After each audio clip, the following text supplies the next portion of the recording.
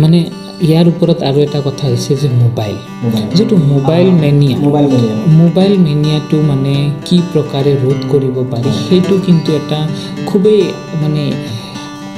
প্ৰয়োজনীয় হৈ পৰিছে মানে আজিৰ তাৰিখত দিনটো মোবাইল লৈ গেম খেলি থাকে বা ইনষ্টাগ্ৰামৰ ৰীল চাই থাকে সেইটো ইমান হেল্পফুল নহ'ব ক্ষতি কৰিব অভিভাৱক অভিভাৱিকাসকলৰ জ্ঞাততে আমি এই কথাখিনিয়ে জনাব পাৰিম যে নিজৰ সন্তানক আৰু ছাত্ৰ ছাত্ৰীসকলক মেচিন নহয় আচলতে মানুহ কৰাত আপোনালোকে নিশ্চয় গুৰুত্ব দিব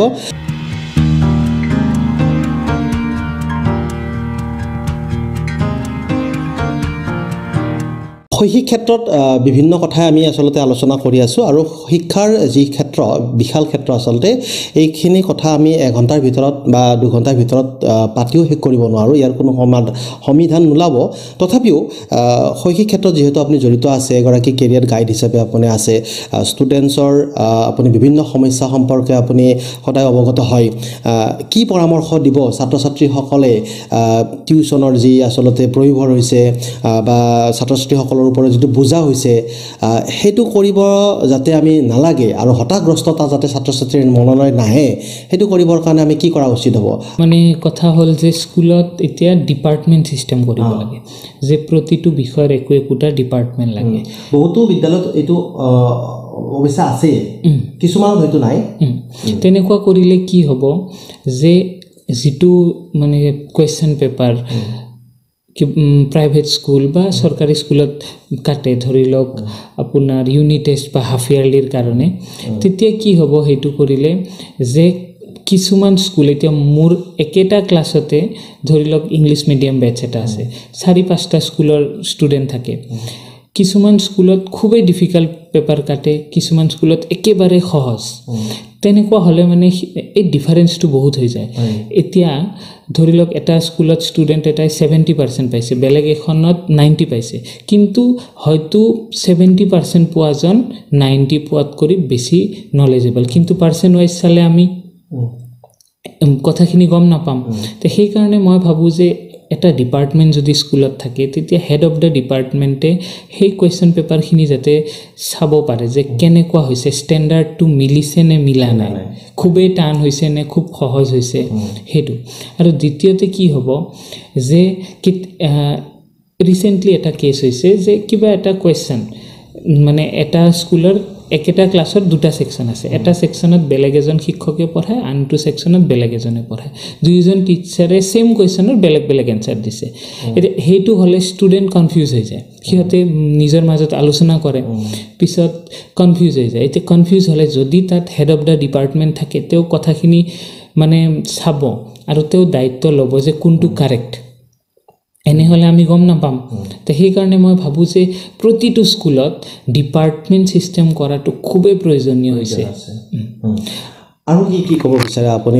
শৈক্ষিক ক্ষেত্ৰত আপুনি আৰু ছাত্ৰ ছাত্ৰীসকলৰ উদ্দেশ্যে কি পৰামৰ্শ দিব বিচাৰে তেওঁলোকে নিজকে কেনেকৈ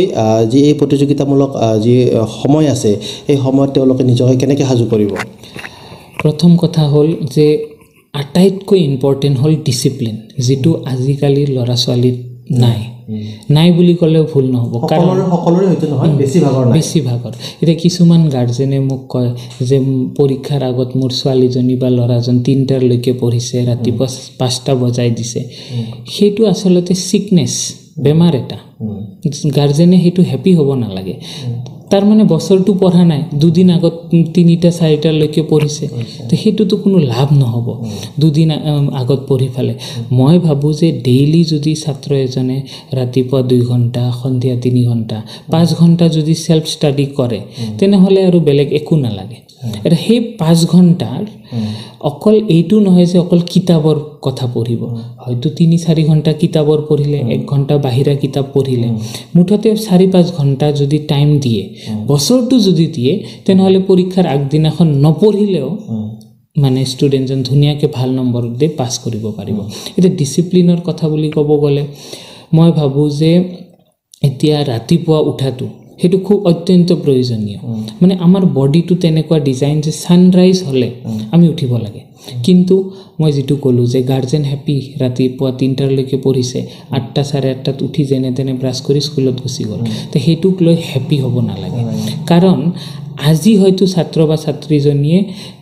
পঢ়ি আছে যেতিয়া কলেজত যাব তেতিয়া প্ৰবলেমটো মই এনেকুৱা বহুতো কেছ পাইছো যে ষ্টুডেন্টৰ কি সমস্যা হয় যেতিয়া বাহিৰত গ'ল হোষ্টেলত ৰুমত থাকে এতিয়া কি হ'ব কোনোবা এটা ষ্টুডেন্ট মানে তাইৰ ল'ৰা বা ছোৱালীৰ জনীৰ মানে ৰুমমেট কি কৰি আছে মোবাইলত কাৰোবাৰ লগত কথা পাতি আছে মেছেজ কৰি আছে হেতু দেখা পায় তাইৰ যদিও অভ্যাস আছিল 2টা 3টালৈকে পঢ়া ভাবিব অমুকে এনেকৈ দেখোন কথা পাতি আছে ময়ো কিবা এটা বেলেগ কাম কৰো তেতিয়া মানে কি হয় ষ্টুডেন্টটো ভাল হোৱাৰ খলনি বেয়া হৈ যায় আৰু হেতু যদি অভ্যাসটো থাকে ৰাতিপুৱা 5টাত উঠা বা 5:30টাত উঠাটো তেতিয়া এই অভ্যাসটোৱে কি দিব যে টাইম বেছিকৈ দিব ছাত্ৰ ছাত্ৰীক যাতে এক্সট্ৰা কাৰিকুলাৰ এক্টিভিটি কিবা এটা কৰিব পাৰে এতে দেৰিলৈকে টোপনি মাৰি থাকিলে সিহঁতৰ টাইম ৰাতিপুৱাৰ সময়খিনি এনে গুচি গ'ল আৰু ৰাতি যদিও দেৰিলৈকে থাকে সদায় পঢ়িব বুলি কথা নাই কেতিয়াবা সিহঁতে এনে সময়টো নষ্ট কৰিব পাৰে আৰু ইমান ৰাতিলৈকে পঢ়াৰ কোনো দৰকাৰ নাই মানে মই ভাবো যে টোপনিটো মানে প্ৰয়োজন আৰু টোপনি কিছু মানে কয় 8 ঘণ্টা 9 ঘণ্টা মই ভাবো যে এইটো আসলতে টোপনিটো আমি ডিসাইড কৰিব নালাগে যে কেই ঘণ্টা ষ্টুডেন্টৰ ফিজিক্যাল বডি কিছুমানৰ হয়তো 7 ঘণ্টাত টোপনি কমপ্লিট হ'ব পাৰে কিছুমানৰ 6.5 ঘণ্টাত হ'ব পাৰে মই ভাবো যে ৰাতি যিখিনি সময় শুৱে 5 ঘণ্টা হোক বা 6 ঘণ্টা দুপৰীয়া আধা ঘণ্টাৰ পৰা 45 মিনিট টোপনি মাৰিব লাগে তেতিয়া সিহঁতৰ ব্ৰেইনটো অলপ ৰিলেক্সড হয় আৰু সন্ধিয়াৰ পৰা পঢ়াৰ কাৰণে সময় পাব আৰু ইয়াতে কিছুমান মানে মই ভাবো যে প্ৰেক্টিস যদি ডেইলি কৰা হয় কিছুমান বস্তু যেনে এতিয়া ধৰি লওক সন্ধিয়া আগতেতো এটো আছিল আমাৰ প্ৰায় মানে অসমৰ মানুহৰ ঘৰে ঘৰে যেটো এতিয়া নাইকিয়া হৈছে যে সন্ধিয়া ভৰি হাত ধুই ফালে তুলসী গছৰ ওচৰত চাকি এটা জ্বলালে আৰু ধূপ ধুনা দিলে হেতু দিয়াৰ লগে লগে মনটো কি হৈ গল অলপ পিসফুল হ'ল তেতিয়া মানে পঢ়িলে বেছি ভালদৰে মনোযোগ দিব পাৰিব আকৌ ৰাতিপুৱা উঠি বহুতে ৰাতিপুৱা উঠাই জগাই দি টেবুলত টুপনাই থাকে তে হেতু কৰিলে নহব কি কৰিব লাগিব গাৰ্জেনে অলপ হেতুত কনসিয়াস হ'ব লাগিব কি কৰিব লাগিব ধৰি লওক 5টাত উঠালে বা 5:30টাত উঠাই ফলে ক'ব লাগিব যে ব্ৰাছটো লৈ ফলে অলপ আগুৱাই গল ব্ৰাছু কৰিলে আহিলে আহি ফলে মুখ হাত ধুই যেতিয়া বহিলে তেতিয়া কিন্তু টোপনি পুৰা ভাঙি যাব তাৰ পিছত টোপনি আহাটোৰ লাহে লাহে ৰেটটো কমি যাব তেনেকুৱা মানে মই ভাবো যে কিছুমান মানে চেঞ্জ মানে ডেইলি এক্টিভিটিছত লাগে যেটো চেঞ্জ মানে লং ৰানত বহুত ইফেক্টিভ হয় হেলথ ওয়াইজও হয় কাৰণ এতিয়া ধৰি লওক ফিজিক্যাল হেলথ যেটো ফিজিক্যাল হেলথ আমি বাহিৰৰ পৰা গম পাও বেমাৰ হলে যে জ্বৰ হৈছে পেট বিষাইছে কিবা হৈছে কিন্তু মেন্টাল যেটো হে মেন্টাল হেলথৰ বিষয়ে আমি আলোচনা নকৰো হে মেন্টাল হেলথটো মানে খুবেই ইম্পৰ্টেন্ট আৰু গাৰ্জেন হিচাপে বা টিচাৰ হিচাপে আমি ষ্টুডেন্টক বুজি পাব লাগিব যে হে ষ্টুডেন্টজনে কিমান মানে মানসিকভাৱে চাপ পাইছে তেতিয়াহে আমি সমাধান কৰিব পাৰোঁ মানে ইয়াৰ ওপৰত আৰু এটা কথা হৈছে যে মোবাইল যেটো মোবাইল মেনিয়াটো মানে কি প্ৰকাৰে ৰোধ কৰিব পাৰি হেতু কিন্তু এটা খুবেই মানে প্ৰয়োজনীয় হৈ পৰিছে মানে আজিৰ তাৰিখত যে এইটো মানে ইমানে ইম্পৰ্টেন্ট হৈছে কি আমি এইটো আৰু পোষ্টপন কৰিব নোৱাৰি যে পিছত আমি হেতুৰ সমাধান কৰিম নাই এতিয়াই কৰিব লাগিব কাৰণ বহুত লৰা ছোৱালী কৰোনাৰ সময়ত হিয়তৰ যেটো বেস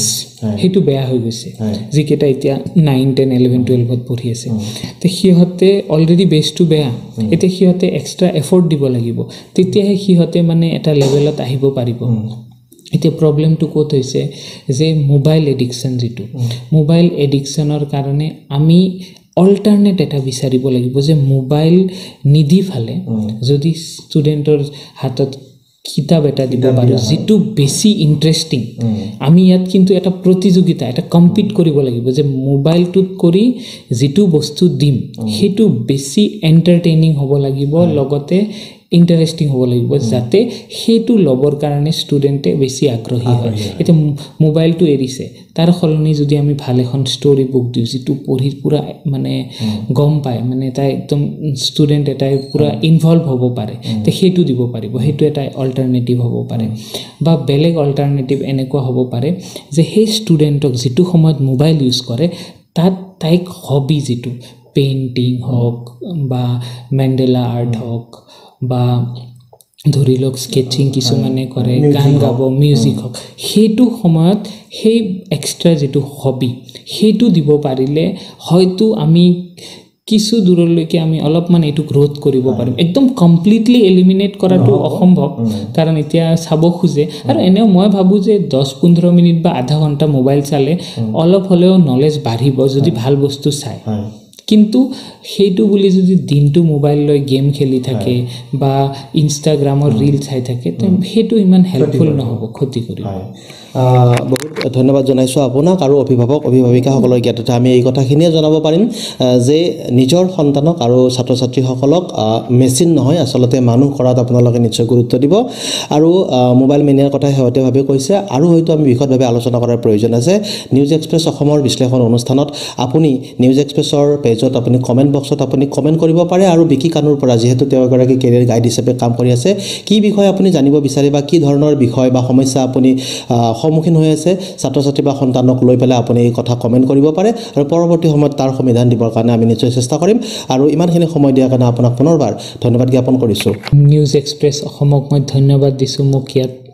মানে নিমন্ত্ৰণ কৰাৰ কাৰণে আৰু এই বিষয়টো লোৱাৰ কাৰণে আৰু মই গাৰ্জেন আৰু টিচাৰ সকলোকে অনুৰোধ কৰিম যে আপোনালোকে যাতে এই বিষয়টো ভালদৰে অলপ চিন্তা কৰে আৰু যদি মোৰ ফালৰ পৰা কিবা ভুল হৈছে তেনেহ'লে মোক ক্ষমা কৰি দিয়ে যে আৰু ক'ব লগাটো মই বহুতখিনি কথা ক'লোঁ মোৰ আহি বহুত ভাল লাগে আৰু আলোচনা কৰিম নিশ্চয় আৰু ময়ো এজন ইনষ্টিটিউট চলাওঁ টিউশ্যন চেণ্টাৰে হয় কিন্তু মই যিটো পেইন দেখা পাইছোঁ ল'ৰা ছোৱালীৰ তাত সেইটো পেইনটোৰ কাৰণেহে মই আজি এই অনুষ্ঠানত আহিছোঁ যে ষ্টুডেণ্টে বহুত বস্তু বুজি নাপায় বা যিমানখিনি সময় স্কুলত কটায় তাত সিমান এটা ভেলিউ নাপায় কাৰণেহে আজি